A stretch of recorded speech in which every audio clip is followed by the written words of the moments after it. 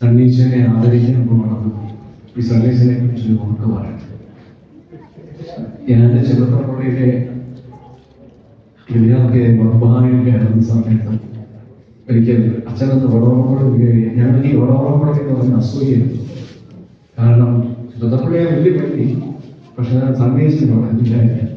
സന്ദേശം നല്ല സുന്ദരമാണ്, നമ്മൾ കാണാൻ നല്ല ഇവിടെ അടിയുന്നില്ല, ഉണ്ടാവും. എപ്പോഴും നല്ല തന്നെയാട്ടോ.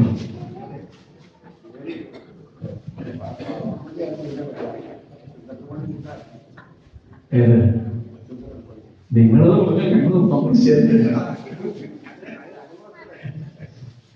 ഓക്കെ, എന്തായാലും അതെന്ത് എന്നാലും ഞങ്ങൾ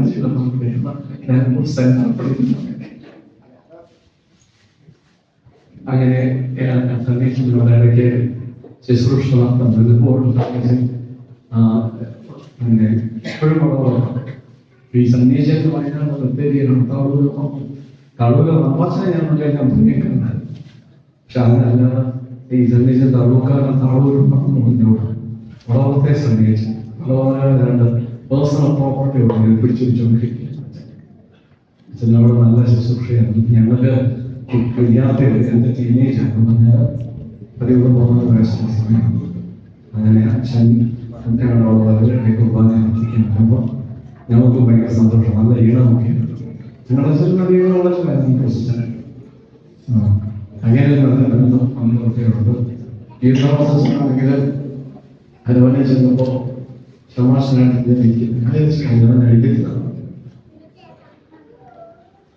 പഴയ നിയമം അടച്ച കാലത്ത് ഈ അച്ഛൻ ഞങ്ങൾ സെമിനാരി സ്റ്റുഡൻസ് ആയിട്ട് നിൽക്കുന്ന പഴയ നിയമത്തിൽ എന്ത് ചോദിച്ചാലും നിശ്ചയം. രണ്ടുപേരും പ്രത്യേക അച്ഛൻ ജോസിയ മാഷ് തോമസിയ മാഷ് ഇവിടെ തിരുവനന്തപുരം ഇവിടെയുണ്ട്. ജോസിയ മാഷ് നീട്ടിരിക്കുകയും രണ്ടാമത്തെ കാലത്ത് നിൽക്കുകയാണ്. പിന്നെ എനിക്കൊരു ഗുണം ചെയ്യുകയാണ്. തിരുവേനി സുന്ദരമാണ് കോമ്പാക്ട്.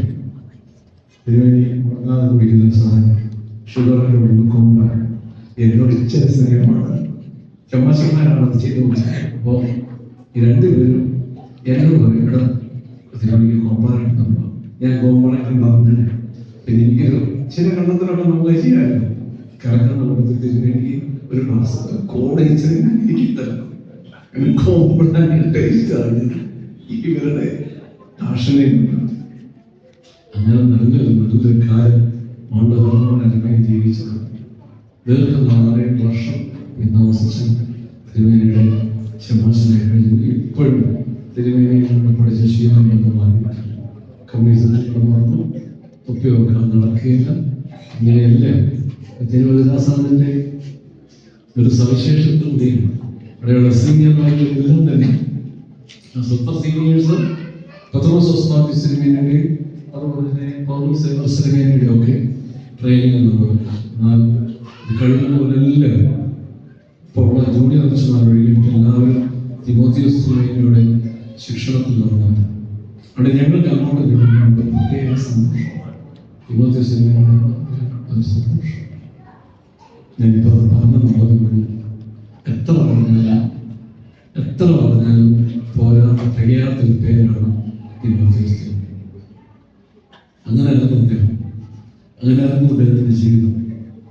വാർദ്ധക്യമൊക്കെ ആയപ്പോഴേക്കും അദ്ദേഹം ഒരു നല്ല പരിശുദ്ധനായിട്ട് കാര്യം ചെയ്യുന്നതിൻ്റെ ഒരാഴ്ച ആശുപത്രിയില്ല. അത് രോഗമായിട്ടൊന്നുമില്ല.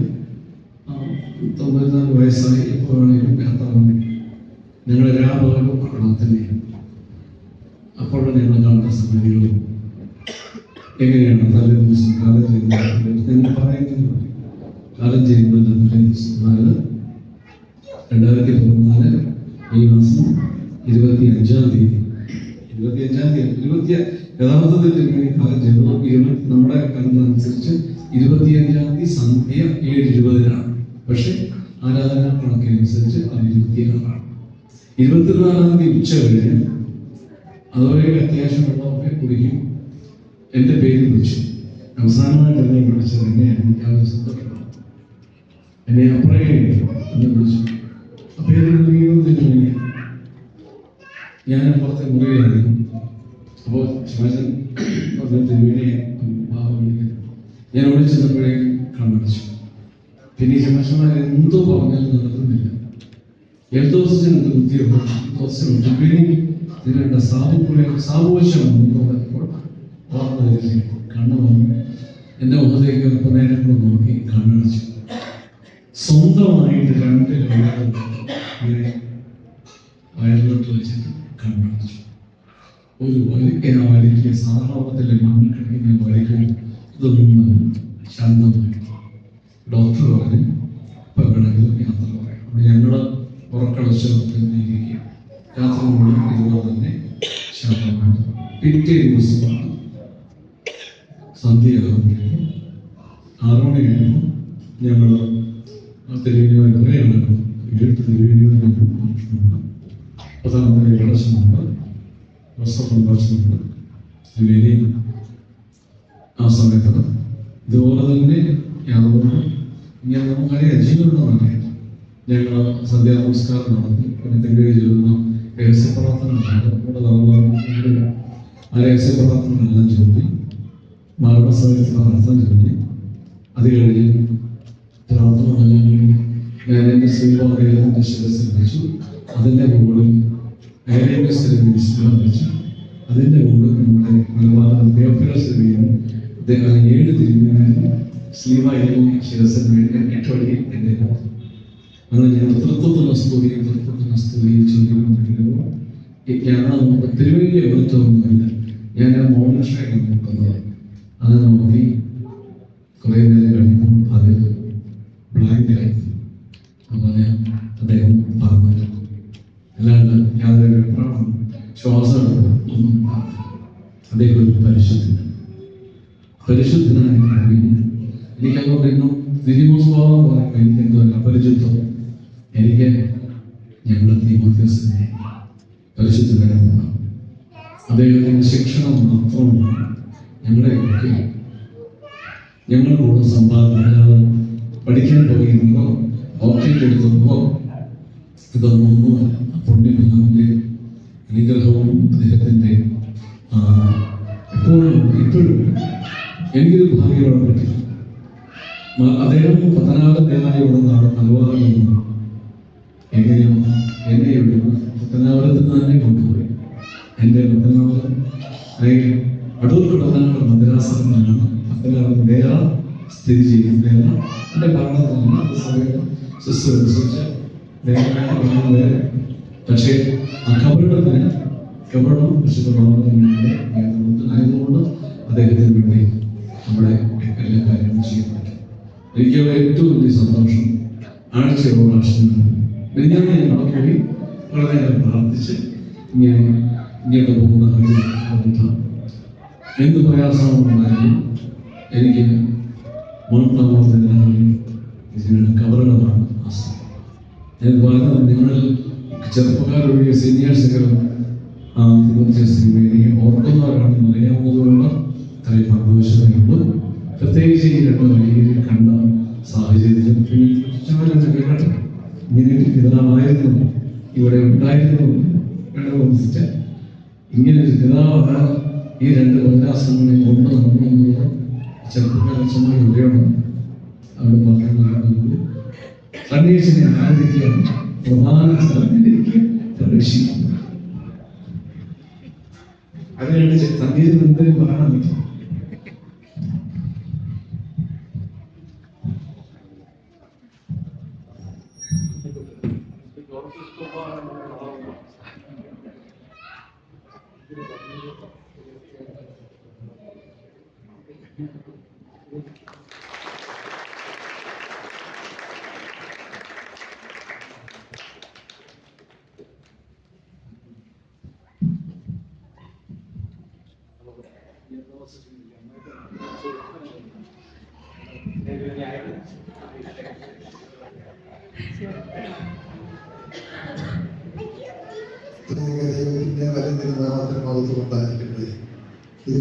ഇതിനെ ഒത്തിരി കാര്യങ്ങൾ പറഞ്ഞു. തിരുമേനിയെ വ്യക്തിപരമായി ഒരുപാട് പരിചയമുള്ള ഒരാളാണ് ഞാൻ. എനിക്ക് തിരുമേനിയെ കുറിച്ചുള്ള ഓർമ്മ വരുന്നത് ഞാൻ ചുങ്കത്തറ പോയി ഒരു കഷ്ടാൻ മേടിച്ചത്. അന്ന് 2 കൊച്ചു പിള്ളേർ മലവായിക്കാണ് ഊർജ്ജസ്വലതയുള്ള 2 കൊച്ചു പിള്ളേർ എൻ്റെ കൂടെ ശുശ്രൂഷയ്ക്ക് കൂടാനായിട്ട് വന്നത്. അവർ 2 പേരും ഇന്ന് വൈദിക ശ്രേഷ്ഠരായിട്ട് മാറി. ഒരാൾ തോമസ് ജോർജ് അച്ഛനാണ്, അച്ഛൻ കാനഡയിലാണ്. ഞാൻ ഈയിടെ അച്ഛൻ്റെ പള്ളിയിൽ പോയിരുന്നു. അവിടെ ഒരു കുർബാനയൊക്കെ ചെയ്തിട്ടാണ് ഞാൻ പോകുന്നത്. മറ്റേ അപ്രന്തിരിമേനിയാണ് രണ്ടാമത്തെ ആള്. അദ്ദേഹം സഭയിലെ ശ്രേഷ്ഠനായ ഒരു മേൽപ്പട്ടക്കാരനായി മാറിയെന്നുള്ളതാണ് ഞാൻ ഇന്ന് ഓർക്കുന്നുണ്ട്. ഞാൻ സ്പെയിൻ യൂണിറ്റിൽ ഉണ്ടായിരുന്ന കാലത്ത് തിരുമേനിയെ മെത്രാപ്പൊലീത്തായിട്ട് നോമിനേഷൻ വന്നത്. അപ്പം അവിടെ വരുന്ന എല്ലാം കൊണ്ടും യോഗ്യനായ ഒരു വ്യക്തിയാണെന്ന് ആ സ്പെയിൻ യൂണിറ്റിലൂടെ എല്ലാവരും പറഞ്ഞു. പക്ഷെ അദ്ദേഹത്തിന് പ്രായം കുറവായതുകൊണ്ട് ഇപ്പം പരിഗണിക്കുന്നത് എന്ന് ഞാൻ ഓർക്കുന്നുണ്ട്. അദ്ദേഹത്തെ പരിഗണിക്കും. അദ്ദേഹം അന്ന് തന്നെ മെത്രാപ്പൊലീത്താകുമെന്ന് വിചാരിച്ചത്. എനിക്ക് വളരെ സന്തോഷത്തോടുകൂടി അബ്രഹാം തിരുമേനിയുടെ കൂടെ ഒരു ശുശ്രൂഷാക്കി കൊടുവാൻ തക്കവണ്ണം ദൈവം ജപ ചെയ്തതിനെ ഓർത്ത് ഞാൻ മഹത്വപ്പെടുത്തുകയാണ്. തിരുമേനി എന്നോട് പറഞ്ഞ വളവർത്തെ അച്ഛനാണ്. ഞാൻ പോകുന്നത് എല്ലാ പള്ളിയിലെയും അച്ഛനായിട്ട് കാണാൻ ഞാൻ ആഗ്രഹിക്കുന്ന ഒരു മനുഷ്യനാണ്. പ്രത്യേകിച്ച് കൂടുതലും പള്ളി, പൊന്നൂര് പള്ളി ഞാൻ ദീർഘകാലം വികാരിയായിട്ടിരുന്ന 2 പള്ളികളാണ്. ആ പള്ളിയിലെ ആ ഇടവക്കാരെ എന്നോട് കാണിക്കുന്ന സ്നേഹവും കരുതലും എത്ര മാത്രം എനിക്ക് നന്ദി പറഞ്ഞാലും എനിക്ക് മതിയാകത്തില്ല. ഞാൻ ഈ പള്ളിയിൽ ഇരുന്നാൽ ഏറ്റവും കൂടുതൽ ഇരുന്നിട്ടുള്ളത് താളൂർപ്പള്ളിയിലാണ്. 10 വർഷത്തോളം ഞാൻ താളൂർപ്പള്ളിയിൽ ഇരുന്നു. അതിനെ 6 വർഷത്തോളം ഞാൻ കൂടുതൽ പള്ളിയിൽ വടവറപ്പള്ളിയിൽ ഇരുന്നു. അതിനേക്കാളൊക്കെ ഉപരിയായി എൻ്റെ വൈദിക വൃത്തിയിൽ ഏതാണ്ട് പകുതി കാലത്തോളം ഇരുന്ന ഒരു പള്ളിയാണിത്. ഈ ഒരു പള്ളി പണി എന്ന് വെച്ചാൽ ഇന്നാണ് ഞാൻ ഈ പള്ളി പണിയുന്നത്. ഞാൻ ഇങ്ങനെ പണിയുന്നത്. കാര്യം അന്ന് എങ്ങനെയെങ്കിലും ഒരു പള്ളി ഉണ്ടായാൽ മതി എന്നുള്ള ഒരു ചിന്താഗതി ഇരുന്ന ഒരു കാലഘട്ടത്തിലാണ് ഈ പള്ളി പണി ഇവിടെ തുടങ്ങിയത്. അന്ന് കാരണം പറഞ്ഞാൽ എനിക്ക് 1000 രൂപയുടെ താഴെയാണ് ഒരു അച്ഛൻ കൊടുക്കുന്ന ശമ്പളം. 950 രൂപയാണ്. അന്ന് എനിക്ക് 20,000 രൂപ പള്ളിയിൽ തരാനൊരു ശമ്പളം. അന്നാണ് ഞാൻ ഈ പള്ളിപ്പണി തുടങ്ങുന്നത്. അപ്പൊ പല ഇടവക്കാരും എന്നോടൊന്ന് പറഞ്ഞു, അച്ഛൻ എന്ത് കണ്ടുകൊണ്ടാണ് ഈ പള്ളിപ്പണി തുടങ്ങുന്നത്. പക്ഷേ എനിക്ക് നല്ല ആത്മവിശ്വാസമായിരുന്നു ആ പള്ളിപ്പണി നടക്കുമെന്ന്. അതിന് പ്രധാനപ്പെട്ട ഒരു കാരണക്കാരനാണ് മാധുപിടിച്ചാണ്. മാധുപിടിച്ചനെ വിളിച്ചാണ് എനിക്ക് ഈ പള്ളിപ്പണിയിലേക്ക് എത്തിക്കത്തിൽ പലരും ഓർക്കുവാനായിട്ട് പലരുമുണ്ട്. അച്ഛൻ അതുപോലെ തന്നെ ലാല ഇതിൻ്റെ പള്ളിപ്പണിയുടെ നല്ലൊരു പങ്ക് എന്നത് കുഞ്ഞുതൂപ്പിൻ്റെ കോട്ടയത്തെ കുഞ്ഞുതൂപ്പിൻ്റെ മകൻ ലാലയാണ് വന്നത്. അതുപോലെ തന്നെ സജി, അതുപോലെ തന്നെ പലരും ഞാൻ ആരുടെയും പേര് ഇനി പറയുന്നില്ല. പലരും നിങ്ങളുടെ വ്യക്തിപരമായ ഇതിൽ ഒരുപാട് സഹായിച്ചതുകൊണ്ടാണ് അന്ന് ഈ പള്ളിപ്പണി തീർപ്പാനായിട്ട് നമുക്ക് കഴിഞ്ഞത്. എന്തുമാട്ടെ എൻ്റെ മനസ്സിലും സങ്കല്പത്തിലും വിധത്തിലല്ല ഈ പള്ളി പണിഞ്ഞെങ്കിലും ഇങ്ങനൊരു ദേവാലയം ഉണ്ടായിരിക്കാൻ കഴിഞ്ഞു എന്നുള്ളതിൽ എനിക്കൊരു സന്തോഷമുണ്ട്. എനിക്ക് അതിനേക്കാൾ ഉപരിയുള്ള സന്തോഷം എന്ന് പറഞ്ഞാൽ നമ്മളൊരു കുടുംബത്തിലേക്ക് തിരുന്നാൽ മക്കളുടെ വിഭാഗത്തിലേക്ക് അങ്ങ് തിരുന്നാണെങ്കിലും ഐശ്വര്യമായി കിടക്കുന്ന കാണുമെന്ന് നമുക്കൊരു സന്തോഷം. ഞാൻ പോയതിനേക്കാൾ ഒത്തിരിയോ നന്നായി ഈ പള്ളി കാത്തു സൂക്ഷിച്ചു, അതിന് വേണ്ട ക്രമീകരണം ചെയ്തു. വളരെ മനോഹരമായി ഈ പള്ളിയെ ഇന്നും സംരക്ഷിക്കുന്നു എന്നറിയുമ്പോൾ ഈ പള്ളിയിലേക്ക് വരുന്ന ഒത്തിരി സന്തോഷമുണ്ട്. പക്ഷേ എൻ്റെ ശാരീരികമായ ബലഹീനതകൾ പലപ്പോഴും നിങ്ങൾ വിളിക്കുമ്പോൾ ഒന്നും എനിക്ക് വരാൻ പറ്റിയിട്ടില്ല എന്നുള്ള കാര്യമുണ്ട്. ചില കല്യാണത്തിന് വിളിക്കാറുണ്ട്. ഈ പ്രാവശ്യം തന്നെ ഒരു കല്യാണത്തെ ഈ അടുത്തത് എന്നെ വിളിച്ചു. അന്ന് എനിക്ക് പനിയായിട്ട് കിടപ്പായിരുന്നു, അല്ലെങ്കിൽ വന്നേനെ. തീർച്ചയായിട്ടും എനിക്ക് ഒത്തിരി സ്നേഹമുള്ള ഒരു കുടുംബമാണ്. ഇവിടെ അവർ തന്നെയല്ല, ഈ ഇടവക്കാർ മുഴുവൻ എനിക്ക് സ്നേഹമുള്ള കുടുംബമാണ്. എന്തായാലും എന്നെ കൂടെ ഈ 70 വയസ്സിന് മേളിൽ പ്രായമുള്ളവരെ ആദരിക്കുന്നതിൻ്റെ കൂട്ടത്തിൽ എനിക്ക് 70 വയസ്സൊക്കെ കഴിഞ്ഞല്ലോ. എനിക്ക് 10-77 വയസ്സായി. അപ്പം അതിൻ്റെ കൂടെ എന്നെ കൂടെ ഒന്ന് ആദരിക്കാതെ നിങ്ങൾ കാണിച്ച നല്ല മനസ്സിന് ദൈവം വരാൻ 33 വ്യക്തിയായിട്ട് ദൈവം വരാൻ പ്രതിഫലം നൽകട്ടെ എന്ന് പ്രാർത്ഥിക്കുകയാണ്. നിനക്ക് ദീർഘായുസ്സുണ്ടാകാൻ നിന്റെ അപ്പനെ അമ്മയെ ബഹുമാനിക്കുക എന്നുള്ള ഒരു തിരുവചനമുണ്ട്. ആ തിരുവചനമാണ് നിങ്ങൾ നടപ്പാക്കിയിരിക്കുന്നത്. ഈ അപ്പനെ അമ്മയെ പോലുള്ള ഈ വ്യക്തികളെ ആദരിക്കുമെന്നൊക്കെ നിങ്ങൾ കാണിച്ചിരിക്കുന്ന ഈ താല്പര്യത്തിന് ദൈവങ്ങളെ നിങ്ങൾക്കും 30-100 ഇരട്ടിയായി പ്രതിഫലം നൽകട്ടെ. നന്മ നിറഞ്ഞ നല്ല ഒരു ഇടവകയായിട്ട് ഇത് വളർന്നു വരട്ടെ എന്ന് പ്രാർത്ഥിക്കുന്നു. പലപ്പോഴും എന്നെ കൂടി ഓർക്കണമേ എന്ന കാര്യങ്ങൾ സ്നേഹത്തോടെ ഓർപ്പിച്ചുകൊണ്ട് ഞാൻ എൻ്റെ വാക്കുകളെ അവസാനിപ്പിക്കുന്നു.